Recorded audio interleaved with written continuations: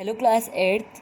Today we will going to discuss about some other uses of microorganisms. Okay, in previous class we study about microorganisms and us. It means previous class में हमने क्या पढ़ा था, micro organism का हमारे दैनिक जीवन में क्या महत्व होता है. उसमें हमने फॉर्मेशन ऑफ कर्ड भी पढ़ा था कि दही कैसे बनता है. देन उसके बाद हमने एक्टिविटी 6 भी स्टडी करी थी. अब हम पढ़ेंगे एक्टिविटी 7. देन उसके बाद हम माइक्रो ऑर्गेनिजम्स के दूसरे यूजेस भी स्टडी करेंगे. Okay, so let's start activity 7. Take about 500 gram of atta और maida and some sugar in a bowl. Mix the two with some warm water. Then add 1 gram of yeast powder and knead the mixture to make the dough. आपको 500 ग्राम आटा या मैदा लेनी है एक bowl के अंदर. उसके अंदर शुगर ऐड करनी होती है. देन शुगर ऐड करने के बाद हमने जो मटेरियल लिया है उस मटेरियल के अंदर आपको वार्म वाटर ऐड करना होता है. देन उसके बाद हम 1 ग्राम ईस्ट पाउडर उसके अंदर ऐड करेंगे और उस मिक्सचर को अच्छे से गूँथ लेंगे. उसका आटा हम लगा लेंगे, उसका डो. ओके, डो तैयार करेंगे. लीव इट 4 to 3 आवर्स और उस डो को हमें 2-3 आवर के लिए छोड़ देना है. What do you observe? हम क्या ऑब्जर्व करते हैं? You will find that the dough rises. हमें क्या नज़र आएगा? जो डो हमने लगाया है वो कुछ राइज हो गया, मतलब वो थोड़ा फूल जाता है. जैसे कि इस डायग्राम में देखिए, मैदा विथ ईस्ट पाउडर. मैदा के अंदर हमने ईस्ट पाउडर ऐड किया है. देन हमने उसको 2-3 घंटे के लिए छोड़ दिया. उसके बाद जो आटा हमने लगाया और कुछ मात्रा में थोड़ा फूल जाता है. Okay, in day-to-day household food items like idli and dosa too, yeast find its use. For making idli and dosa, the mixture of ground rice and dal is first allowed to stand for a few hours. जैसे हम हमारे घरों में जैसे food items बनाते हैं, जैसे इडली डोसा, इन सब के अंदर ईस्ट होता है. इडली और डोसा बनाने के लिए हम सबसे पहले ग्राउंड राइस और दाल का जो मिक्सचर हम तैयार करते हैं, जैसे इडली बनती है, उसको कुछ देर के लिए हम भिगोकर छोड़ देते हैं. This mixtures rises and becomes sour due to the growth of yeast cell. ये मिक्सचर जो है कुछ देर के बाद में फूल जाता है और थोड़ा सा इसमें खट्टापन आ जाता है. वो किसके कारण आता है? ईस्ट की सेल के कारण. सम फंजाई जैसे Aspergillus and Penicillium are added to cheese to give a special flavour. और कुछ फंजाई जैसे कि एस्परगिलस, पेनिसिलियम, ये फंजाई के 2 एग्जाम्पल हैं. इनको चीज़ के अंदर ऐड किया जाता है उसको स्पेशल फ्लेवर देने के लिए. ओके स्टूडेंट्स, नेक्स्ट हम पढ़ेंगे इंक्रीजिंग सॉइल फर्टिलिटी. मिट्टी की उपजाऊ क्षमता बढ़ाई जाने के लिए हम क्या करते हैं? So all plants and animals need nitrogen, the gas that makes up 78% of the air. Some bacteria and blue green algae are the only organisms that can take nitrogen from the air. जैसा कि हम जानते हैं कि सभी plants और animals को nitrogen की आवश्यकता होती है और नाइट्रोजन की मात्रा हम हवा के अंदर 78% होती है. Okay, some bacteria and blue green algae. कुछ बैक्टीरिया और कुछ ब्लू ग्रीन शैवाल जो होते हैं वही केवल ऐसे ऑर्गेनिजम्स हैं जो हवा से नाइट्रोजन को ले सकते हैं. These microbes, called biological nitrogen fixers, convert the elemental nitrogen to compounds of nitrogen, which can be observed by the plant roots from the soil. और ये माइक्रोब्स जो हैं जो हवा से नाइट्रोजन को ले सकते हैं उनको क्या बोला जाता है? Biological nitrogen fixer. ओके, क्योंकि ये जो नाइट्रोजन हवा से लेते हैं, ओके, मतलब वायुमंडलीय नाइट्रोजन को ये कंपाउंड ऑफ नाइट्रोजन की यौगिक में चेंज कर देते हैं. ओके, कैसे?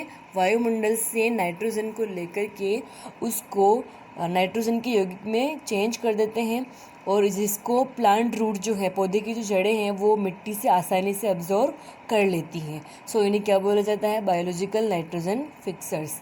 ओके, जैविक nitrogen fixers. Okay, in this manner soil is enriched with the nitrogen compounds and its fertility is increased.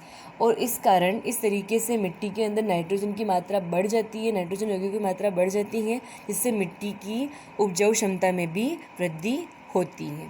Okay, next topic is nitrogen fixation, जैसे कि हमने अभी प्रीवियस पैराग्राफ में पढ़ा है कि नाइट्रोजन फिक्सेस होते हैं जो वायुमंडलीय नाइट्रोजन को यौगिकों में चेंज कर देते हैं।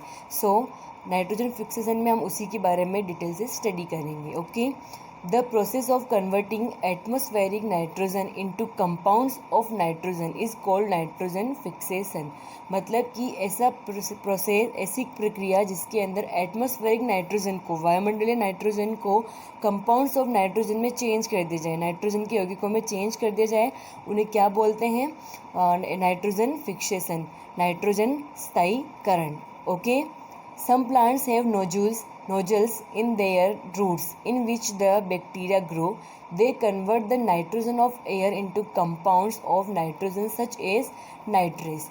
कुछ प्लांट्स के नोजल्स में, रूट्स के अंदर, ओके, रूट्स में जो नोजल्स होते हैं उसके अंदर कुछ बैक्टीरिया होते हैं।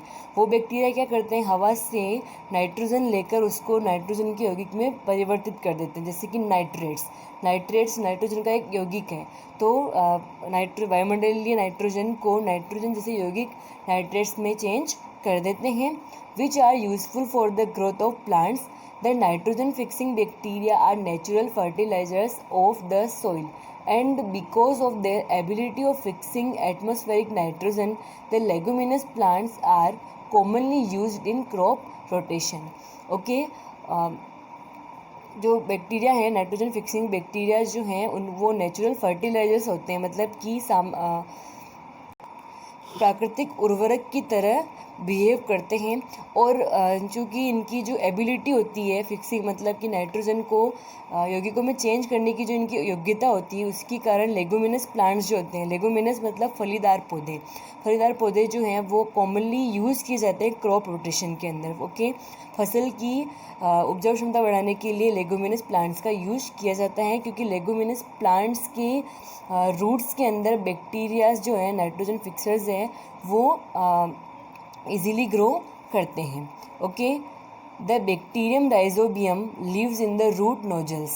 Okay, the bacterium Rhizobium lives in the root nodules. This relationship between the roots of plants such as peas and beans and the bacteria is a symbiotic one. जैसे कि बैक्टीरियम राइजोबियम जो है वो plants की roots nozzles के अंदर पाया जाता है। ओके, तो पौधे की रूट्स और बैक्टीरिया का जो रिलेशन होता है, जैसे कि पीस मटर जो होता है फलीदार पौधा होता है, तो पीस और इसका जो बैक्टीरिया होता है इसके अंदर जो प्रेजेंट होते हैं, उन दोनों के बीच की रिलेशन को क्या बोला जाता है? सिम्बायोटिक। ओके, सिम्बायोटिक रिलेशनशिप मतलब कि जिसके अंदर